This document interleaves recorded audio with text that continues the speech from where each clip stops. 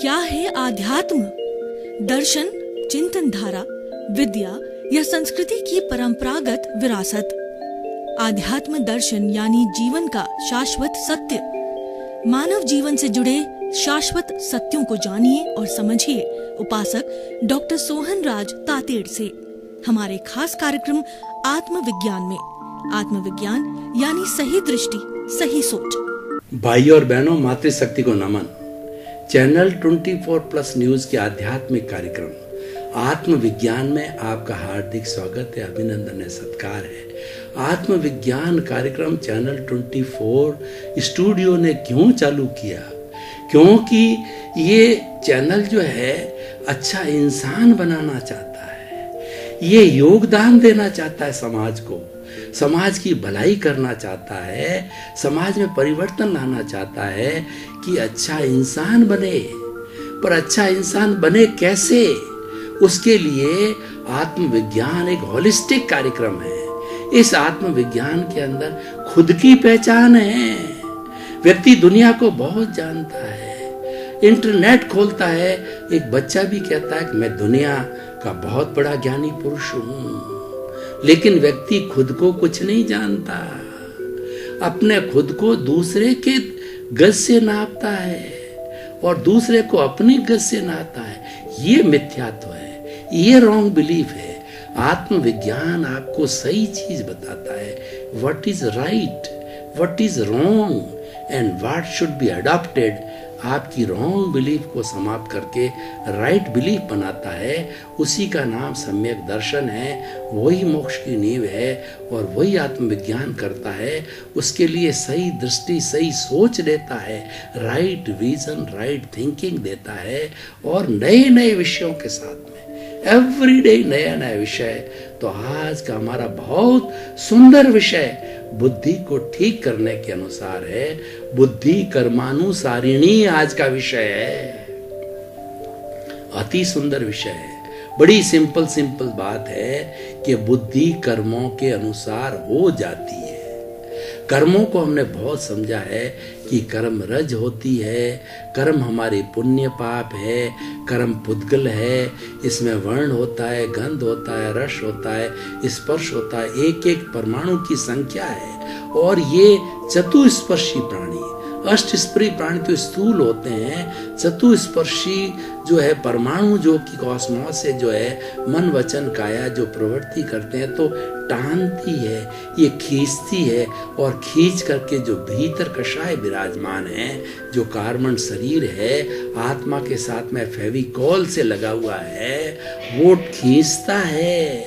मन वचन काया तो सिर्फ प्रवृत्ति करती है, उनकी ड्यूटी फिनिश, और वो परमाणुओं को ला करके और राग द्वेष के साथ कार्बन शरीर को सौंप देती है और ये पुनरावृत्ति चलती रहती है।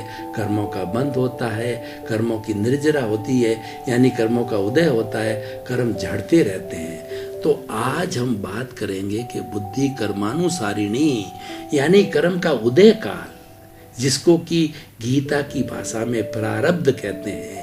कर्म 3 तरह के होते हैं, प्रारब्ध, क्रियमाण और संचय। जो प्रारब्ध होता हमारा उदय काल है, हमारा प्रेजेंट है, जिसके अंदर कर्मों की परतें खुल रही है, भोग भोगा जा रहा है कर्मों का। और संचित का मतलब होता है हमारा कार्बन शरीर, जो अचेतन मन है, वेयर हाउस है, जिसमें छिपी हुई हमारी भावनाएं, छिपी हमारी इच्छाएं, 8 तरह के कर्म जो पड़े रहते हैं, वो संचित कर्म हैं।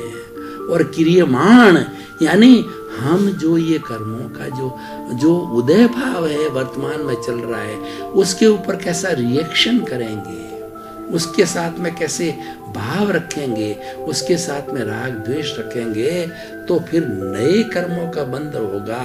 वो क्रियमाण कहलाता है, वो भविष्य की बात है। उदय काल वर्तमान का है और संचित है भूतकाल का, जो संचय किया हुआ है और साथ लेके चलते हैं। आत्मा हर वक्त अपनी प्रॉपर्टी, देखिए कौन चुरा सकता है? व्यक्ति चिंतित क्यों रहता है कि मेरा बैंक बैलेंस है, मेरा लॉकर है, मेरा गहना घर में रखा हुआ है, कोई चोर चुरा लेगा, कोई गवर्नमेंट रेड मार देगी, लेकिन आत्मा कितनी पक्की है कि अपने कार्बन शरीर को भव भवांतर में साथ लेके जाती, पीछे कुछ नहीं छोड़ती है। जैसे कि हम कहते हैं ये शरीर जब जाता है तो एक तीब भी, एक सुई का कण भी साथ में नहीं जाता है।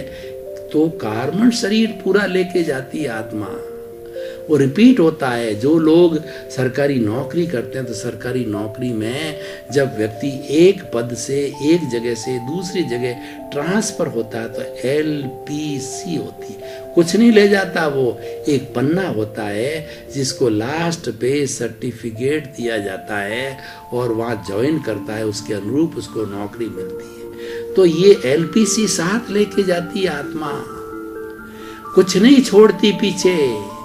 और जन्म जन्मा, क्योंकि वो मासलेस पार्टिकल है कर्म, वो साथ लेके जाती है, उसके अंदर घटबढ़ होती रहती है, उसके अंदर उदय होता है, संचय बंद होता है और निर्जरा होती है, झड़ते हैं।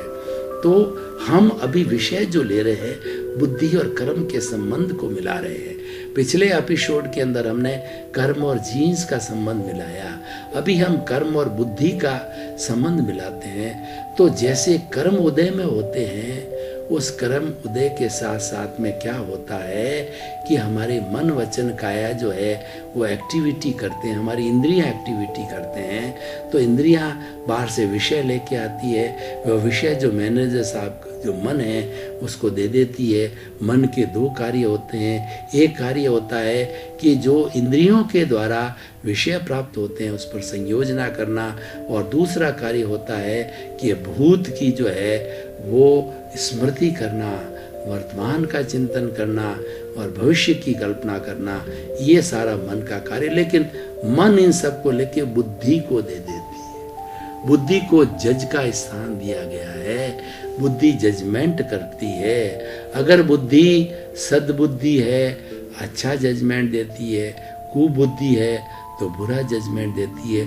लेकिन बुद्धि भी बेचारी क्या करे, उसको सद और कुबुद्धि बनना उसके हाथ में नहीं है, वो तो कठपुतली है। किसकी कठपुतली है? कर्मों की कठपुतली है। कर्मों के इसीलिए विषय रखा गया है कि बुद्धि कर्मानुसारिणी, कर्म अच्छे हो जाते हैं तो बुद्धि सद हो जाती है, कर्म अशुभ होते हैं तो बुद्धि कुबुद्धि हो जाती है, बंधी हुई है। इसलिए कहा है कि रंग मंच ये जगत है और कर्म खिलावना हार, और नाना रूप बनाए के और चेतन खेलना हार।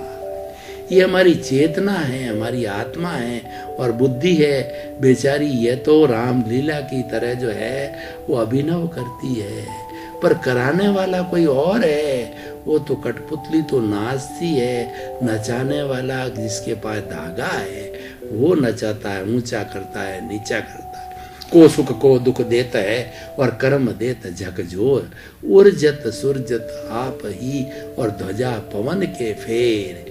किसी भी मंदिर के ऊपर, चाहे राम का हो, कृष्ण का हो, महावीर का हो, किसी भी भगवान का, बालाजी का हो, किसी भगवान का मंदिर हो, उसके ऊपर ध्वजा को कौन फहराता है और कौन लपेटता है? वो तो पवन के फेर से लपटती है। तो उसी तरह हमको सुख कौन देता है? हमको सुख शुभ कर्म देते हैं। दुख कौन देता है? अशुभ कर्म देते हैं। हम तो दूसरे को दोषित बनाते हैं कि इसने मेरे को ठोका, इसने मेरे को पीटा, इसने मेरे को गाली दी, और ये जो मेरी सेवा नहीं करता बेटा होते हुए भी। अरे भाई, वो जीव तो अपना बदला ले रहा है। तुमने किसी की घृणा की, तुम्हारे से घृणा करेगा। As you will sow so will you reap. जैसा बोगे वैसा काटोगे, जैसी करनी वैसी भरनी। ये कर्म का रूल है कि वही लौट के आता है। ये सारी प्रतिध्वनि का संसार है। किसी खुले कुएं के अंदर जाकर के आप ओम बोलोगे, ओम की प्रतिध्वनि बाहर आएगी, और बोलोगे कि तुम बदमाश है तो भीतर से आवाज आएगी तुम बदमाश है। तो प्रतिध्वनि है। हम क्या करके आए हैं, हम कैसे कॉजेज डाल के आए हैं, उसी प्रतिध्वनि के रूप के अंदर वो कॉजेज है, वो हमारा कर्म बीज बनता है। और कर्म बीज हमारे अगले भाव में कर्म फल देता है। जब बीज से बरगद होता है, बरगद से फल देता है, फल को हम आम के पेड़ को खाते हैं तो आम मीठा लगता है। ये मीठा लगना सुख है, और कड़वे जो है फल को खाते हैं तो वो कड़वा लगता है, ये पाप है। तो ये पुण्य और पाप का जोड़ा चलता रहता है। ये कर्मों के अनुसार होता है, ये लेकर के आते हैं, ये तो हो रहा है, ये हमारे हाथ में नहीं है। तो इसीलिए कहा गया है कि बुद्धि बेचारी क्या करे कि भीतर से अच्छा भाव आया, अच्छा कर्म आया, बुद्धि अच्छा काम करने लग जाती। अच्छा काम का अर्थ क्या? उसके पास धन दौलत है, चैरिटी करने वाला लग जाती है। धन दौलत नहीं है, तन की सेवा करने लग जाती है, मन की सेवा करने लग जाता है इंसान, और वो जो है अच्छा चिंतन करने लग जाता है, धार्मिक क्रिया करने लग जाता है, सामायिक करता, आलोचना करता, प्रतिक्रमण करता है, प्रत्याख्यान करता है, क्षोभ सम जागृत करता है, अपने आप को अकर्ता भाव मानने लग जाता है और चिंतन करने लग जाता है, मैं तो शुद्ध आत्मा हूँ, मैं तो ज्ञाता हूँ, मैं तो दृष्टा हूँ, मैं तो जानने वाला हूँ, मैं देखने वाला हूँ। और ये जो शरीर है वो मन वचन काया रूपी शरीर पूर्व जन्म के कर्मों के भुगतान के लिए मिला है। ये करने वाला है, ये भुगतने वाला है। मैं ये नहीं हूँ, मैं अलग हूँ, मैं शरीर अलग है, मैं अलग हूँ। भेद विज्ञान, मोक्ष विज्ञान। तो ये बुद्धि उसी से संचालित होती, बुद्धि का कोई दोष नहीं है। यही एपिसोड में बताना चाहते हैं, बुद्धि कर्मानुसारिणी होती है। लेकिन अब प्रश्न यह है कि सारी बातें हम पराधीनता की बात कर रहे हैं, तो स्वाधीनता नहीं है क्या? ऐसा नहीं है, स्वाधीनता भी है। बुद्धि को हम कर्मों के अनुसार से रोक सकते हैं। वो स्वाधीनता किसमें है? वो स्वाधीनता जागृति में है, वो स्वाधीनता पुरुषार्थ के अंदर है। किसान जब जो है वो हल चलाने जाता है, उसके एक पोटली के अंदर बाजरी के बीज है, दूसरे पोटली के अंदर वो मूंग, मोठ और तिल मिक्स किया हुआ है। अब वो स्वतंत्र है, वो कौन सा बीज डाले, लेकिन एक बार डाल दिया और उसके बाद में कहे मेरे से गलती हो गई, मैंने तो बाजरा डाल दिया, मुझे तो मूंग, मोठ, तिल का मिक्सचर चाहिए, तीनों ही चीजें मुझे चाहिए, फिर कुछ नहीं हो सकता। अब वो स्वतंत्र हो गया। स्वतंत्र कौन था? जागृति में स्वतंत्र है। जागृति मैंने आपको बताई, आत्मचिंतन करना जागृति है, प्रज्ञा को जागृत करना जागृति है, समता भाव में रहना जागृति है, 5 आज्ञा के अंदर रहना जागृति है, संवर करना जागृति है, अच्छाई के पलड़े में रहना जागृति है। बुराई तो हो रही है, उसमें आप क्या करो? ये तो लेके आए हो, ये तो हो रहा है, उसको कुछ नहीं कर सकते आप तो क्या कर रहा हूं वो जागृति है। होना जागृति नहीं है, वो प्रतंत्रता है। करना जागृति है। तो जागृति में रहिए, ये पुरुषार्थ है, ये आपके हाथ में है, ये स्वतंत्र है।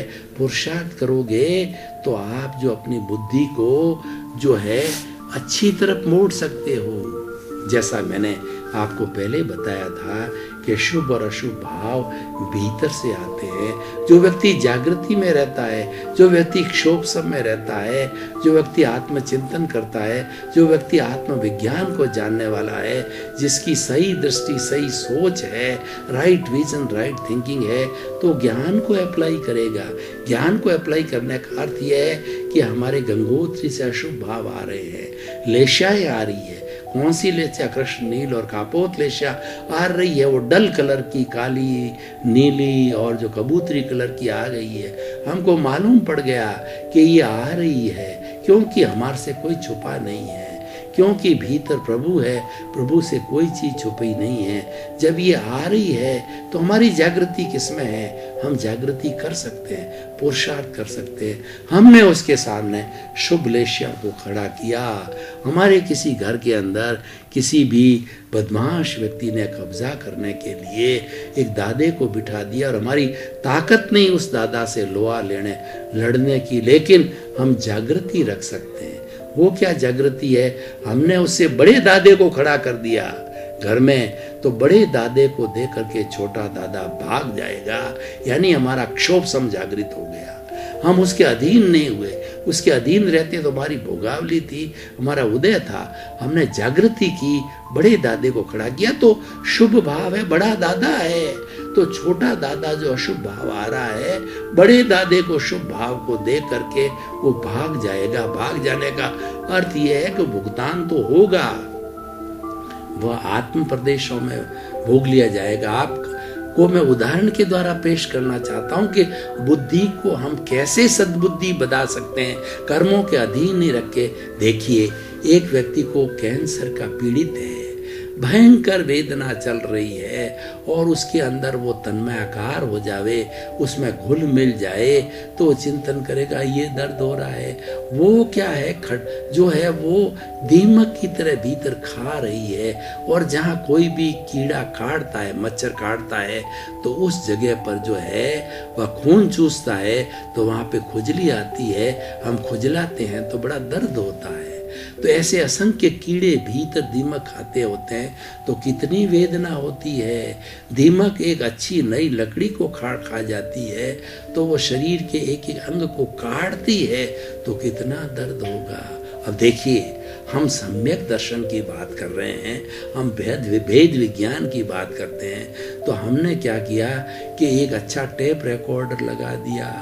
उस टेप रिकॉर्डर को 10-12 घंटा चलेगा, प्रभु की स्थापना करेगा और जो मरीज है उसकी इच्छा वाले भजन सुनाए, चाहे राम के सुनाओ, कृष्ण के सुनाओ, महावीर के सुनाओ, 24 सुनाओ, आराधना कराओ, कोई भी अच्छे भजन जो उसको लगते हैं तो उसके अंदर वो भजनों में तन्मयाकार हो गया। तो भीतर दर्द चल रहा है, वो दर्द अपना काम कर रहा है, वो तो मौन से उसको नींद आ जाती है, भजनों में लुप्त हो जाता है। घंटा, 2 घंटा, 4 घंटा, 6 घंटा भीतर चल रहा है, उसकी विस्मृति हो जाती है। अब ये देखिए, ये विस्मृति जो हमने कराई, ये उसको धार्मिक प्रवृत्ति में डाला, उसको भजनों के अंदर डाला, तो ये सारी धार्मिक प्रवृत्ति है, ये हमारी उदीर्णा है। हमारे जो कर्म उदय में आ रहे हैं, उस कर्म उदय को जो है हम इनवाइट करते हैं, सब आइए, जल्दी आइए, मुझे मुक्ति जाना है। क्योंकि एक एक कर्म का छुटकारा जब तक हिसाब पूरा नहीं करेंगे, महावीर की जो 12.5 साल की जो तपस्या थी, वो मौन तपस्या, उदीर्णा की तपस्या थी। उन्होंने अपने आत्म प्रदेशों में जाकर के अपने शरीर के एक एक पुद्गल को देखा, एक एक कोशिका को देखा और वो ज्ञाता दृष्टा बन करके रहे कि ये करने वाला है, ये भोगने वाला है। और जितने जितने कर्मों की उदीर्णा की, इनवाइट किया कि कानों के अंदर कीले ठोके, संगम ने एक रात्रि के अंदर मारणांतिक जो है कष्ट दिए, और कई ग्वालियों ने भगवान के दोनों पैर जो ध्यान में, जब वो जो ध्यान कर रहे थे अपने शरीर के पुद्गल को देखने का, उन्होंने 12.5 वर्ष के अंदर अपने शरीर के पुद्गलों को देखा। उन्होंने बाहर कुछ नहीं देखा, दुनिया को नहीं देखा, उन्होंने भीतर क्या चल रहा है, मेरे कर्मों का उदय क्या कर रहा है, मैं ज्ञाता दृष्टा हूँ, शरीर अलग है, ये भुगतने वाला है, ये करने वाला है, मैं तो अनंत ज्ञान वाला हूँ, मैं तो अनंत दर्शन वाला हूँ, अनंत शक्ति वाला हूँ, मैं तो सुख का धाम हूँ, मैं तो देख रहा हूँ। ये महावीर का शरीर का जो पुद्गल है वो उसको मात्र देख रहा हूँ, जानो। 12.5 साल लगाए और जितनी उसके भीतर उन्होंने उदीर्णा की, कर्म आते गए, तो वो क्या था, उन्होंने बड़े दादे को खड़ा कर दिया, प्रतिरोधात्मक शक्ति डाली। वो प्रतिरोधात्मक शक्ति ज्ञाता दृष्टा भाव है, अकर्ता भाव है। जैसे कैंसर के मरीज को भजन सुलाया, उसी तरह हम धार्मिक प्रवृत्ति के अंदर चल जाते हैं। ये सारी धार्मिक प्रवृत्ति हमारी उदीर्णा है। हम इनवाइट करते हैं कर्मों को, प्री मैच्योर्ड कर्मों को इनवाइट करें, आप आ जाइए, और हमको चुकारा करना, चुकारा करे बिना मुक्ति नहीं है। कोई व्यक्ति अगर दिवालिया हो गया है, उसको साहूकार बनना है, तो जिस के साथ में लेन देन है ये बात अलग है। उन सबको बुलाए, 50 लोग हैं, लिस्ट बुलाए, उनकी मीटिंग करे कि भाई मेरे पास के अंदर 5 करोड़ की संपत्ति है और आप 10 करोड़ मांगने वाले हो, तो 50% मैं करबद्ध निवेदन करता हूँ, सब 50% करके, और आप एक पंच मंडल डाल दीजिए और मेरी इसको जो संपत्ति मैं दस्तखत कर देता हूँ, आप सेल करके और मुझे मुक्त कीजिए, मुझे दिवालिया से साहूकार बनाइए। तो हमारी सारी धार्मिक कार्य यही है कि 84 लाख जीवा योनि के प्राणियों से हमने किस किस को कष्ट दिया है, किसको दुख दिया है, उन सबको आह्वान करिए। उनको आह्वान किया जा सकता है क्योंकि हमारी जो आत्मा है, ये आत्मा जो है शुद्ध आत्मा है और अगले की भी आत्मा है, वो शुद्ध आत्मा है, तो वो हमारी बात को जानता है टेलीपैथी से, और उसको अव्ययवाद आत्मा कहते हैं। सारी आत्मा अव्ययवाद है, उसकी मूल आत्मा के अंदर दुख देने की प्रवृत्ति नहीं है। आप उसका ध्यान करो, उसका आह्वान करो, अप्रत्यक्ष रूप से सारी हाजिर हो जाती है। उनसे प्रार्थना करो शुद्ध हृदय से, बच्चा बन करके कि मैंने जो आपको कष्ट दिया है मुझे क्षमा करो, क्षमा करो, क्षमा करो, और सब मुझे एनओसी दो, मैं आप सबको एनओसी देता हूँ। तो ऐसा करने से क्या होता, हमारी बुद्धि ऑटोमेटिकली वो कर्मों के अनुरूप चल रही थी, तो हमने उदीर्णा किया, हमने जो है जो चल रहा है उसको ज्ञाता दृष्टा से भेदा, तो बुद्धि सद्बुद्धि हो जाती है। जो कुभाव आ रहे थे वहां पे हमने शुभ विचारों को, शुभ भावों को खड़ा किया, तो अशुभ भाव शुभ में बदल गए, और अशुभ भाव का भुगतान निश्चित होगा। पर वह आत्म पर देखिए, 2 बातें अवश्य समझिए कि हमारे 2 तरह के भुगतान होते हैं। अब जो कैंसर का मरीज जिस तो भजन सुन रहा था, उसको दर्द नहीं हो रहा था, भुगतान चल रहा था, वो भगवान भुगतान आत्म प्रदेशों में हो रहा था, उसको मालूम नहीं है, लेना देना वही हो रहा था। कैसे हो रहा था, मैं आपको उदाहरण दूं कि एक व्यक्ति अगर बच्चा पढ़ रहा है, उसको नोटिस मिल गया कि तेरे जो फीस नहीं भरने से जो इसको निकाल दिया जाएगा, एक सज्जन पुरुष, देवता पुरुष ने गुप्त रूप से वो पैसा भेज रहा है और बच्चा पढ़ रहा है, बच्चे को मालूम ही नहीं कि मेरी फीस कौन भर रहा है, यानी उसका भुगतान हो रहा है, उसको मालूम नहीं। ठीक उसी तरीके से हमारा भुगतान आत्म प्रदेशों में हो रहा है। शरीर को कष्ट नहीं होता है, शरीर के साथ जुड़ने से, आर्त ध्यान करने से, शरीर से तन्मयकान होने से शरीर को दुख की अनुभूति होती है। आत्मा तो अशरीरी है, वो तो भोग अपने आप, वहां पे भुगतान होता रहता है। भगवान महावीर की 12.5 वर्ष की साधना है, आत्म प्रदेशों की साधना थी, आत्म प्रदेशों में चले गए, सारा उनको शरीर में चाहे कीले ठोके, चाहे संगम देवता ने पछाड़ा, चाहे हाथियों से जो है दंत का नाग से डसाया, उनको सर्पों से डसाया, चाहे जो उनको बिच्छुओं से डसाया, लेकिन वो भुगतान आत्म प्रदेशों में थे, शरीर की अनुभूति में नहीं थे। भाई और बहनों, आपका बहुत बहुत धन्यवाद। आप जो आत्मविज्ञान कार्यक्रम देख रहे हैं, बहुत सुंदर कार्यक्रम है। आपकी बुद्धि को, कुबुद्धि को सुबुद्धि में बदलने का है, ये संस्कार देने वाला कार्यक्रम है।